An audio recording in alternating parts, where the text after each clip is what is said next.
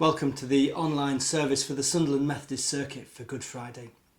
In today's service, we journey through those final hours of Jesus' life, but more than that, we recognise that the pain, suffering, rejection and murder of Jesus at the hands of political and religious authorities come about as a result of his refusal to conform, his unwillingness to accept the labels of the institution, his openness about God's universal love for all humanity, and the equality of all in the eyes of a creative God.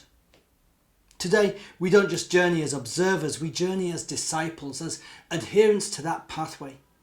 We recognise that Jesus' path to the cross is our own journey, as we commit to mirror our rabbi, our teacher, our friend, in loving all creation, in standing for love above all else, in challenging injustice and striving for equality for all, both in our own faith tradition and in all faith communities, as well as for people who have no faith at all.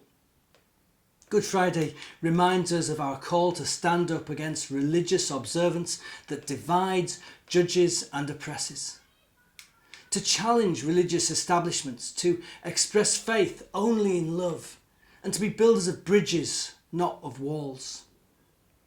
Good Friday challenges us to hold accountable political regimes that oppress, label and alienate individuals, and to strive for our own politicians to be unifiers and peacemakers, people of integrity and servants of the people. Good Friday reminds us that we are invited to join God in his constant creation and recreation of the universe in which we live, and that by being bringers of love, the powers of this world will forever seek to silence us, even to the point of death. Jesus' ministry, his birth, life and subsequent death is our journey as well. And as we hold all that in our hearts, we follow him to his cross. Our service today is made up of video clips, songs and poems interspersed with opportunities to reflect on the things that we've seen and heard, with questions posed along the way. The words for the songs that play as well as the questions will appear on the screen, and I invite you to engage honestly and openly with them. As always, the best place to start is right at the beginning.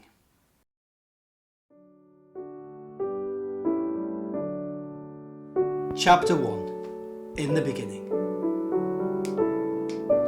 In the beginning God created and said, "It is good." All the beauty of the world, the beauty that calls our admiration, our gratitude, our worship at the earthly levels, is meant as a set of hints, of conspiratorial whispers, of clues and suggestions and flickers of light, all nudging us into believing that behind the beautiful world is not random chance, but the loving God.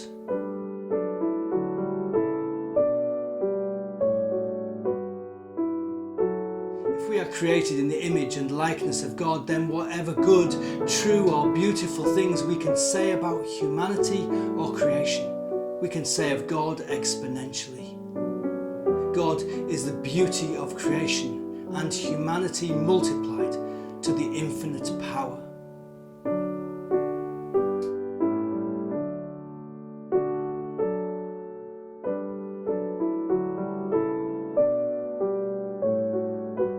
Close your eyes and allow the images that come to flow across your mind. Imagine the way that God calls us to join in his creative process. Think about what it means to live in relationship, to love as God loves, to see through God's eyes. Picture those people who made you who you are. Give thanks to God for all they mean to you, for all they've done for you.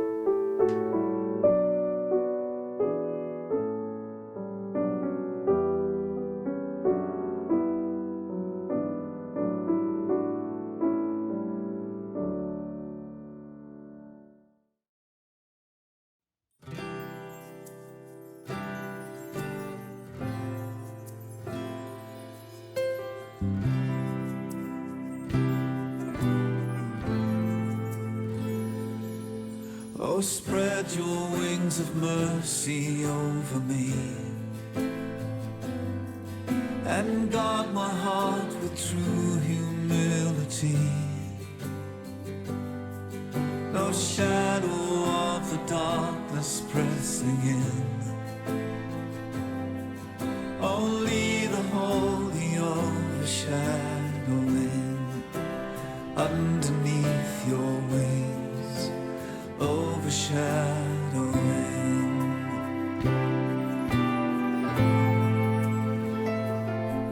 No refuge will I seek but God alone. No hiding place save only at your throne.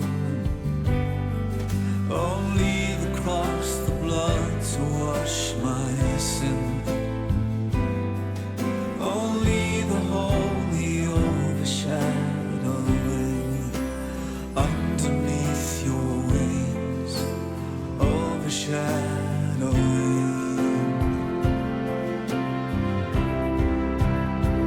You are my shield and my glory. You are the lifter of my head. And though the storm may rage around me, I'll be safe within, beneath the holy overshadowing.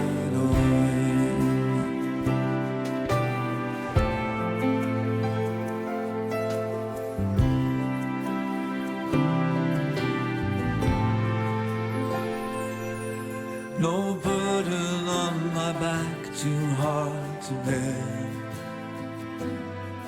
Only the easy load you bid me wear.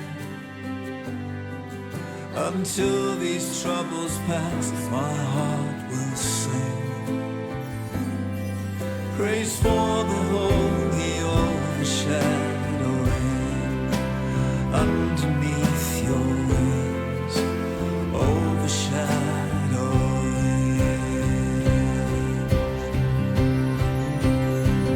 You are my shield and my glory.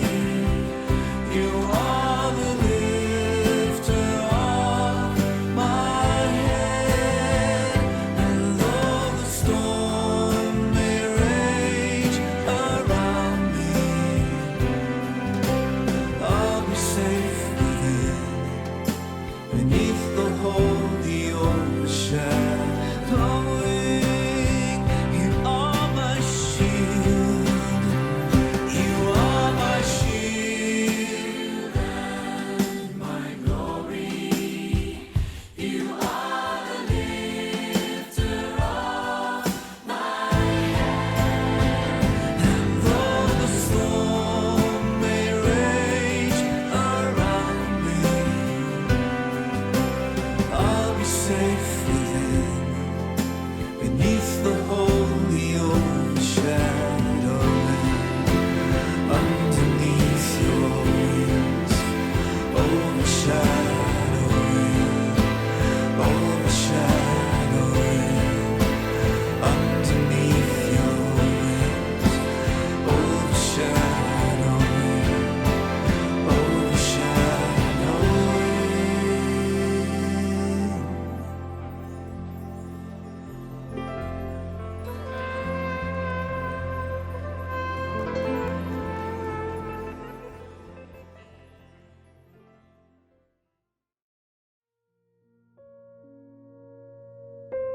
Chapter 2. We think we know best.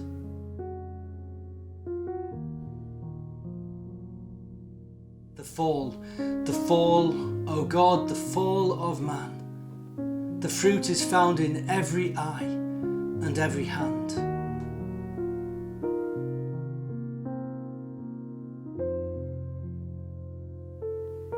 Romans 6 verse 23, for all have sinned and fall short of the glory of God.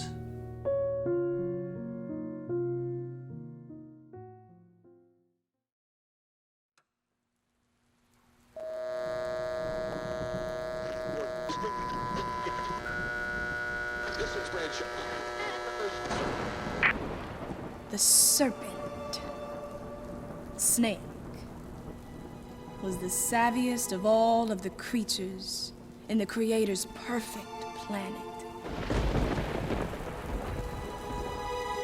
The reptile surveyed the scene with keen snake eyes. Streetwise, armed with an arsenal of plausible lies, he slithered up to Eve, the woman, from her blind side, preserving the element of surprise.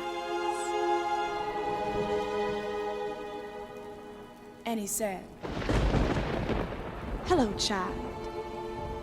How was your day? I overheard your conversation. I just had one simple question. Exactly what did the Creator say? That thing about the tree, the evil and the good, how do you know that you understood? Did he really say what you think you heard? Maybe your mind twisted up the words. Did he say hands off all the plants? Don't look, don't touch, don't taste? What a waste that would be."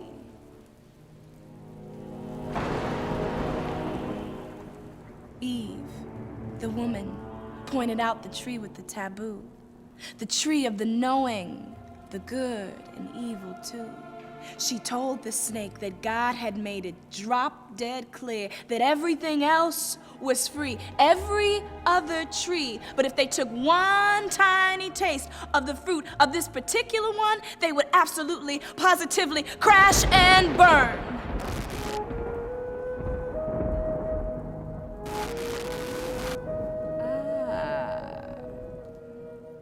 Said the snake, faking genuine concern. The deity's afraid of what you're gonna learn. With just one bite, you be just like him. Eyes wide open, knowing the heights of what humans can do, knowing the depths, the despicable too. God would have no tactical advantage over you. You and your man could have the run of the place, total control over the food you eat, the life you live, the path you choose. With just one small bite, you could gain the whole green world. And that means that God of yours would lose. The woman Eve walked closer and closer to the tree. She sniffed and felt the fruit against her cheek. Totally wise, with open eyes, she said, "What's wrong with that? Maybe my man and I were born for this. Born to know, born to control, born to rule." She swallowed hard, and it was done. She gave some to her covenant partner, Adam. He opened his mouth and gobbled it down, and the universe was silent.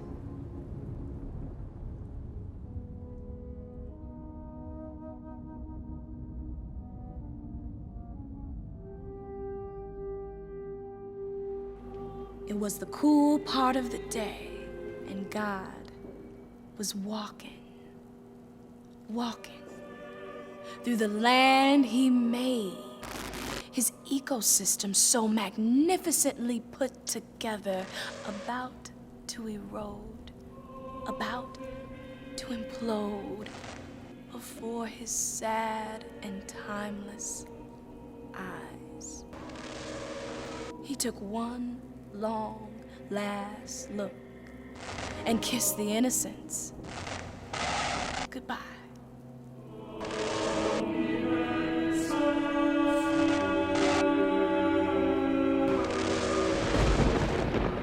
Adam, where you hiding, son? Eve, girl, what have you done? Look around. It's broken now. Under a curse. From bad to worse. Now your eyes eyes are wise and clear. Now you know shame, now you know fear. Now you know you're naked, now you run for cover. Well, here's what's gonna happen. Life will be shorter, pain will be greater, work will be harder, grinding it out by the sweat on your brow, the blood on your hands. Eve and Adam, even the bond you have will now be strained, slightly off, distorted, reframed. And as for you, reptile snake, Adam will crush your head. You will strike and bite his heel. You will feel the weight of the consequences of what you've done for eons.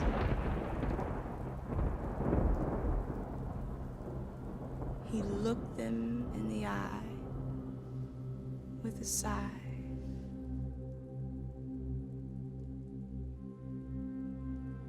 It's broken now, he said.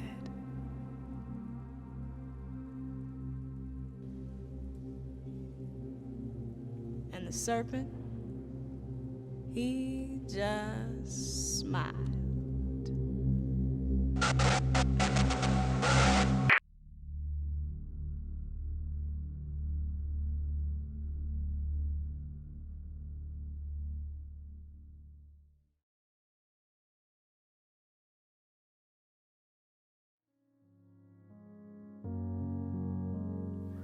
Why do we think we know best? Why do we think that we're better off alone?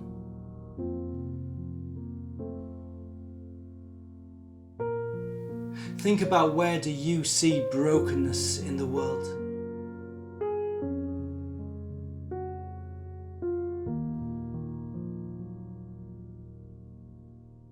In your life situations, in your own heart.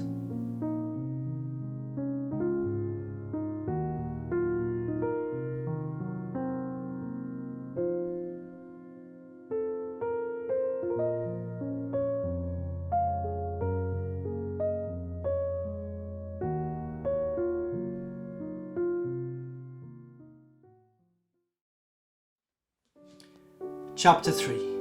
In the garden. Jesus went out as usual to the Mount of Olives, and his disciples followed him.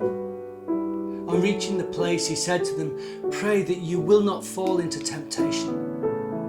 He withdrew about a stone's throw beyond them, knelt down and prayed, "Father, if you are willing, take this cup from me.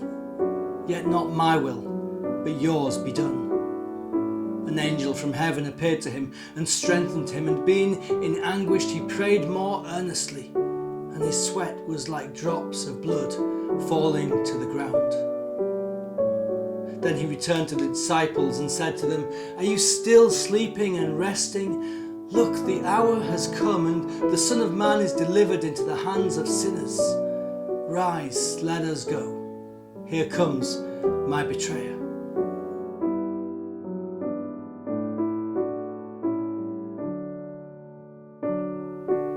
Jesus knew all the pain and suffering he was about to experience. Can you sense his anguish? Do you feel his struggle? Yet he still says, "Not my will, but yours be done." Jesus' sacrifice wasn't a spur-of-the-moment decision. He deliberately chose to take the journey to the cross, in spite of the great cost. Is there an area of your life where you need to make a choice to love and sacrifice, even if it comes with a cost?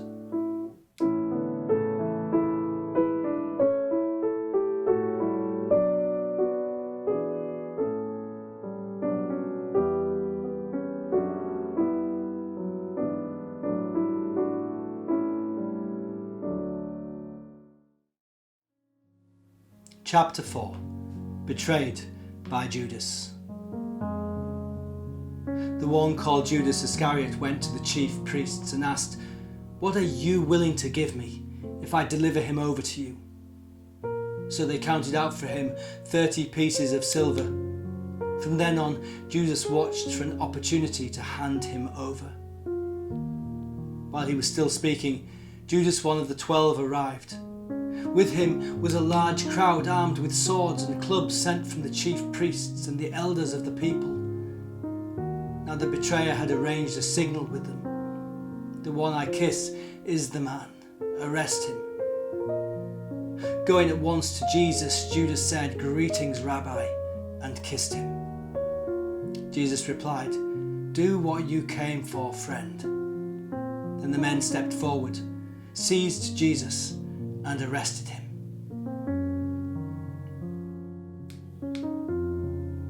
They say that everyone has a price. How much is your integrity worth?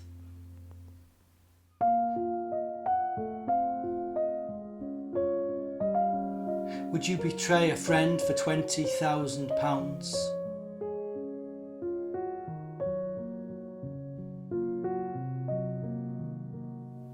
Why do we seem to compromise our values so quickly for money?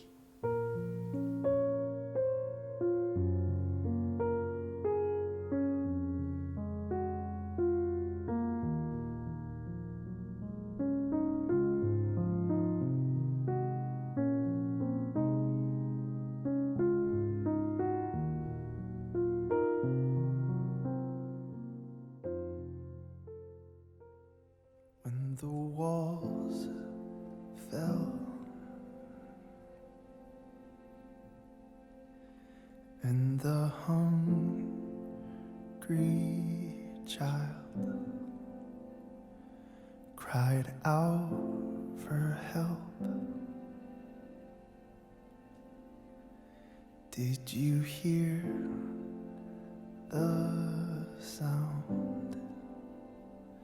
Did your heart break?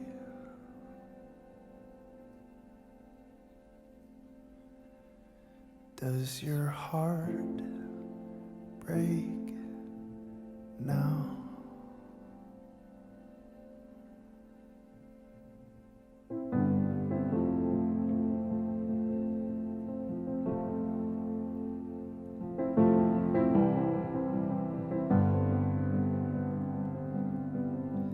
Cannot feel it in my soul.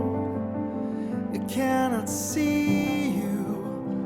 I'm alone. Can the blind have sight? Have sight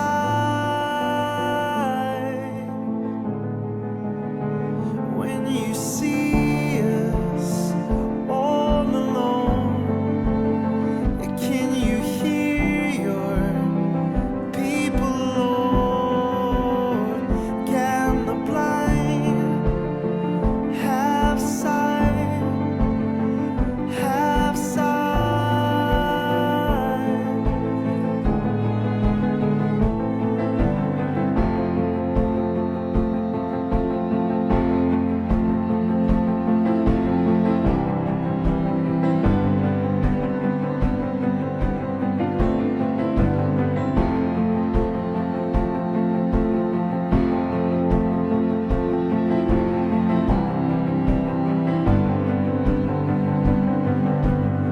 The world is burning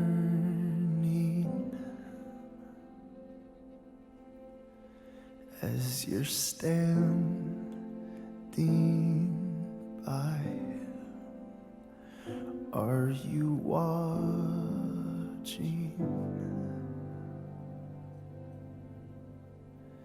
as your children die? Did your heart break? Does your heart break now?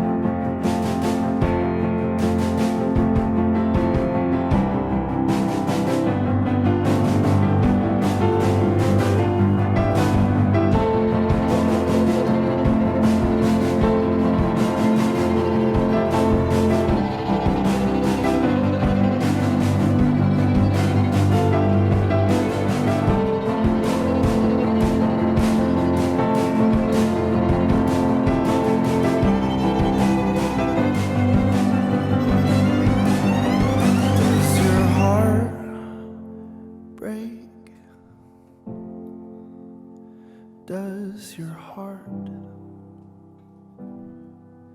break? Does your heart break?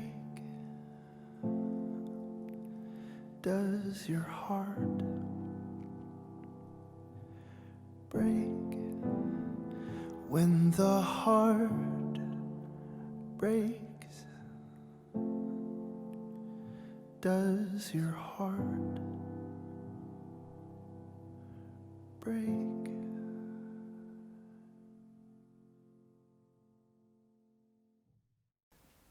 Chapter 5.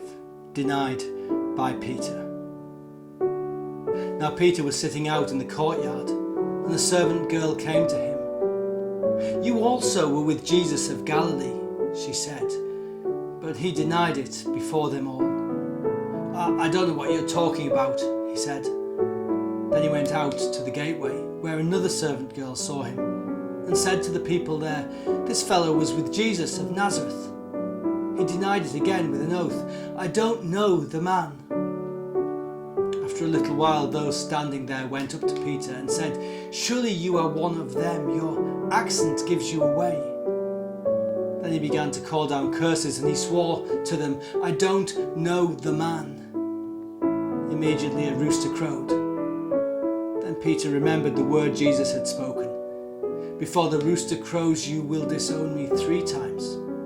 And he went outside and wept bitterly.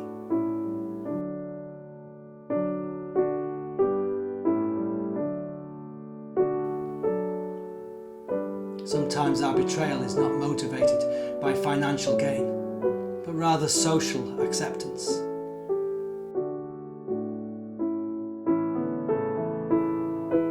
The greatest single cause of atheism in the world is Christians who acknowledge Jesus with their lips and walk out the door and deny him with their lifestyles.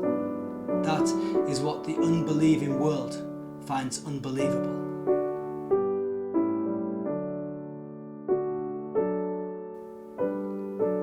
Think of the times you've denied Jesus with your words, actions, or non-actions.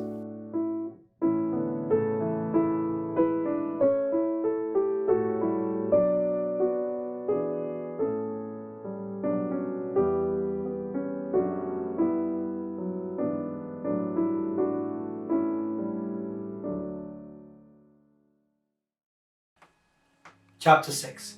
Condemned by Pilate. Meanwhile, Jesus stood before the governor, and the governor asked him, "Are you the king of the Jews?" "You have said so," Jesus replied. When he was accused by the chief priests and the elders, he gave no answer. Then Pilate asked him, "Don't you hear the testimony that they're bringing against you?" But Jesus made no reply, not even to a single charge, to the great amazement of the governor. Now it was the governor's custom at the festival to release a prisoner chosen by the crowd. At that time they had a well-known prisoner whose name was Jesus Barabbas. So when the crowd had gathered, Pilate asked them, "Which one do you want me to release to you? Jesus Barabbas or Jesus who's called the Messiah?" For he knew it was out of self-interest that they'd handed Jesus over to him. While Pilate was sitting on the judge's seat, his wife sent him this message, "Don't have anything to do with that innocent man, for I have suffered a great deal today in a dream because of him." But the chief priests and the elders persuaded the crowd to ask for Barabbas and to have Jesus executed. "Which of the 2 do you want me to release to you?" asked the governor. "Barabbas," they answered. "What shall I do then with Jesus who is called the Messiah?" Pilate asked. They all answered, "Crucify him." "Why? What crime has he committed?" asked Pilate. But they shouted all the louder, "Crucify him!" And Pilate saw that he was getting nowhere, but that instead an uproar was starting. He took water and washed his hands in front of the crowd. "I am innocent of this man's blood," he said. "It is your responsibility." All the people answered, "His blood is on us and on our children." Then he released Barabbas to them, but he had Jesus flogged and handed him over to be crucified.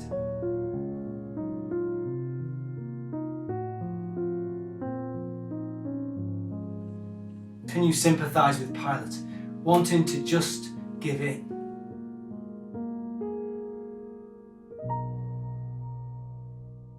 In what ways do we give in and take the easy and lazy road, even if it means being part of injustice?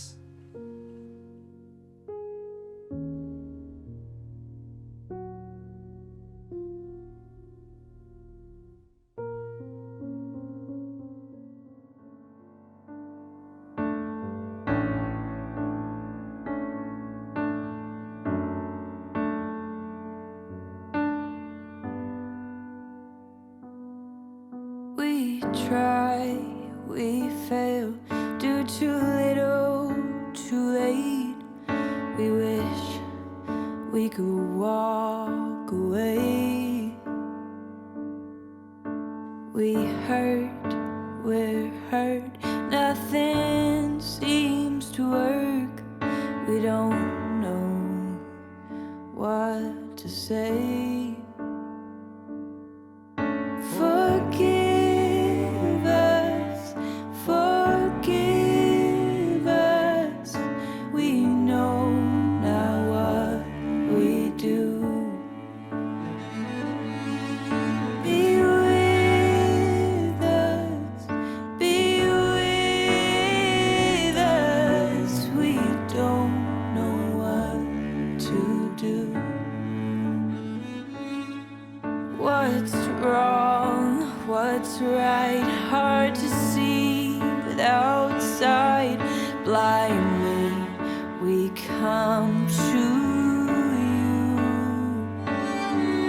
Forgive us, forgive us.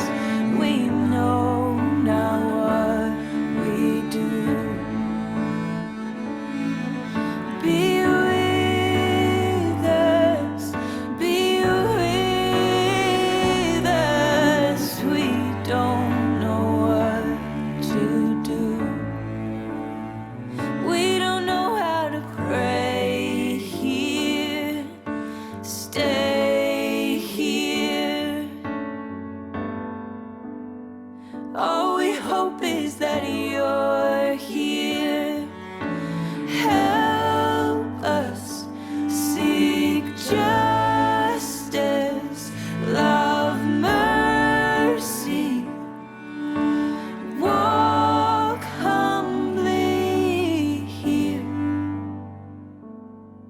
Forgive us, forgive us. We know now what we do.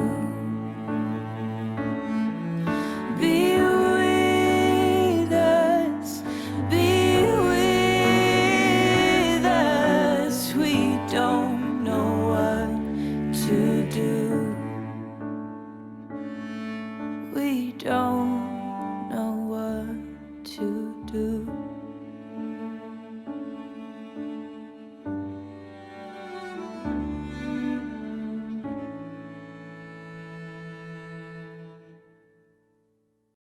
Chapter 7. Whipped and mocked. Pilate had Jesus flogged and handed him over to be crucified.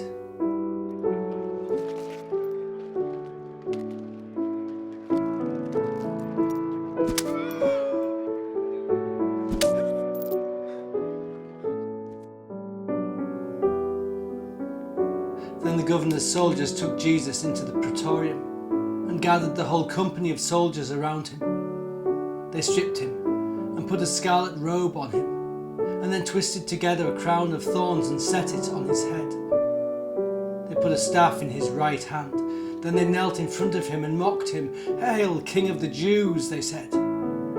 They spat on him and took the staff and struck him on the head again and again. After they had mocked him, they took off the robe and put his own clothes on him.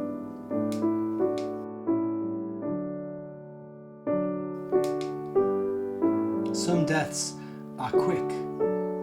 Some deaths are noble.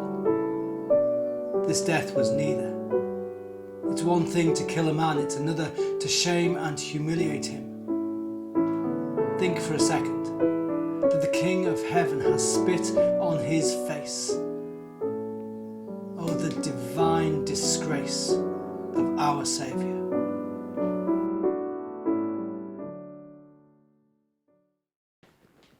Chapter 8. Nailed to the cross. When they came to the place called the Skull, they crucified him there, along with the criminals, one on his right, the other on his left. Jesus said, "Father, forgive them, for they do not know what they are doing."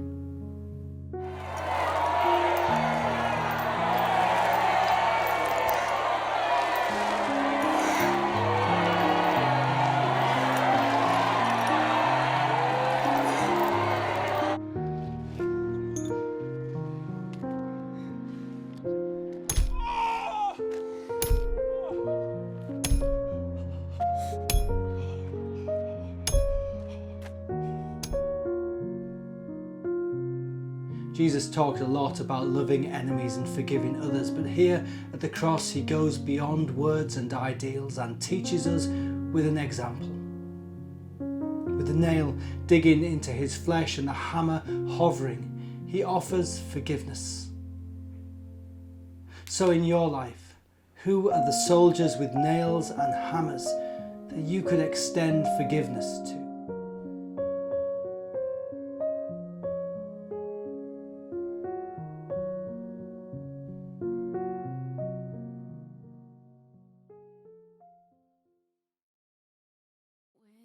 When I survey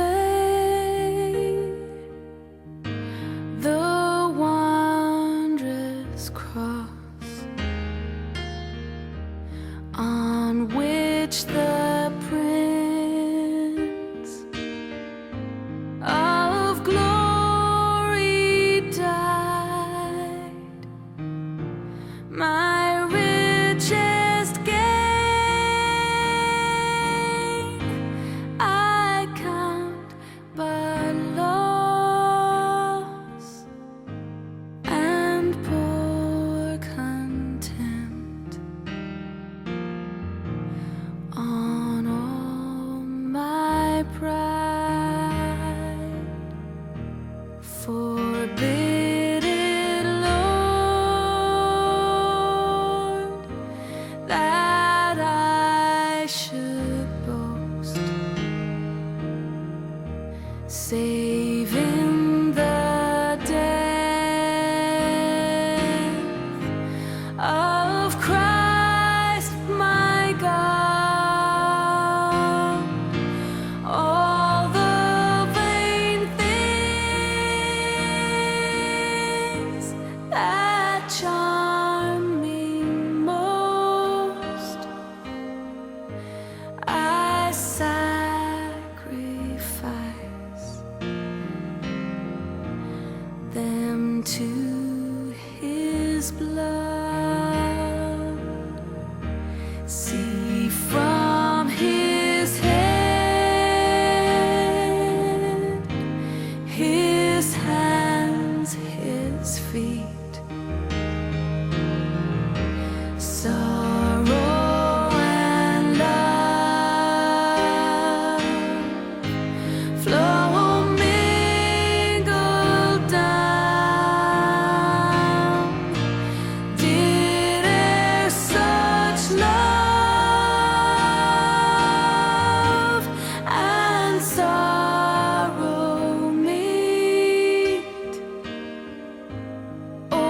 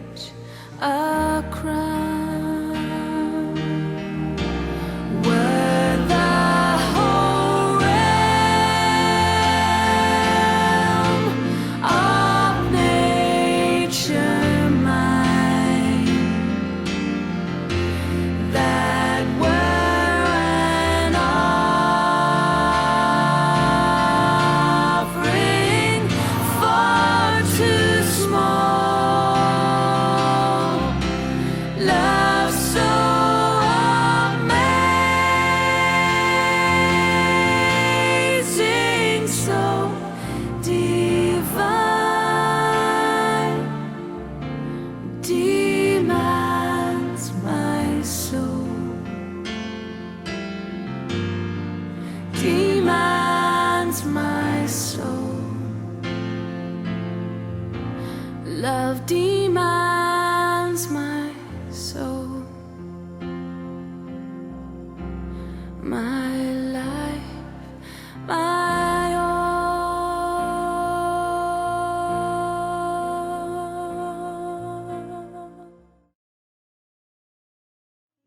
Chapter 9. It is finished. It was now about noon, and darkness came over the whole land until 3 in the afternoon, for the sun stopped shining, and the curtain of the temple was torn in two. Jesus called out with a loud voice, "Father, into your hands I commit my spirit." When he had said this, he breathed his last. Later, knowing that everything had now been finished, and so that scripture would be fulfilled, Jesus said, "I am thirsty." A jar of wine vinegar was there, so they soaked a sponge in it, put the sponge on the stalk of the hyssop plant, and lifted it to Jesus' lips. When he'd received the drink, Jesus said, "It is finished." With that he bowed his head and gave up his spirit.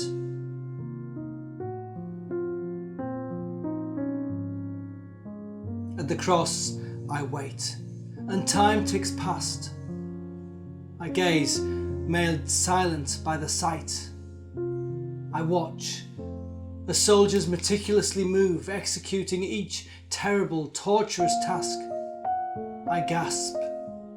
Still life lingers in his fragile, broken form. I flinch as blow by blow nails bite deep through flesh to find wood. I stand as he is lifted high, silhouetted against the sky which he has made. I weep as his cry echoes deep in my hardened, calloused heart. I wail as he screams, "It is complete, finished, final, said and done." I fall as the sky turns inky black and the sun and moon and stars forget to shine. I kneel as worlds collide and time ticks by, and what once bound no longer seems to hold. I bow, for part of me is gone, kept forever on Calvary's painful peak. I wait at the foot of the cross to begin my journey home. Spend some time imagining that you are standing in front of the cross with the disciples.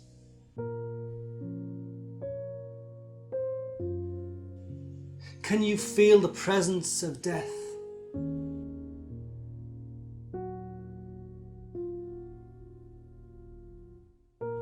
Can you feel the heaviness of despair?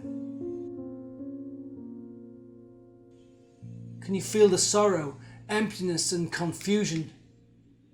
Can you feel the darkness? Were you there when they crucified my Lord?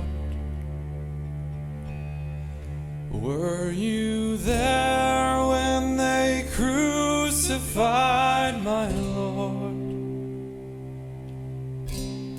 Oh,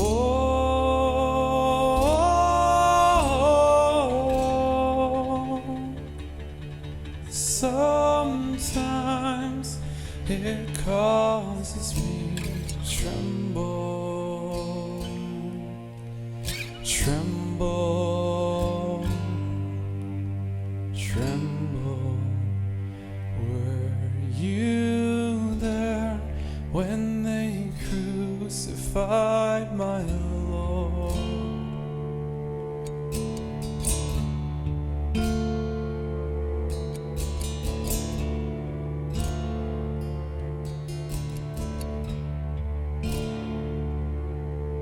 Were you there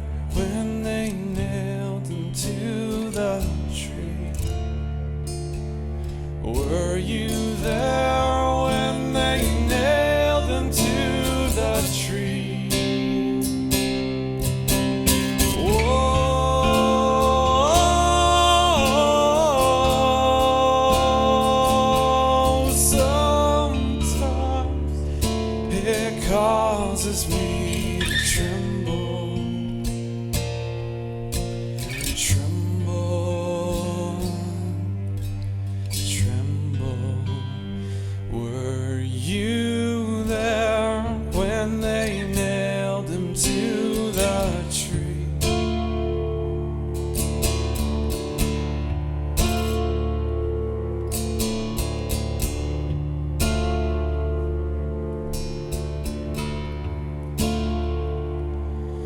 Were you there when they laid him in the tomb? Were you there when they laid him in the tomb? Oh,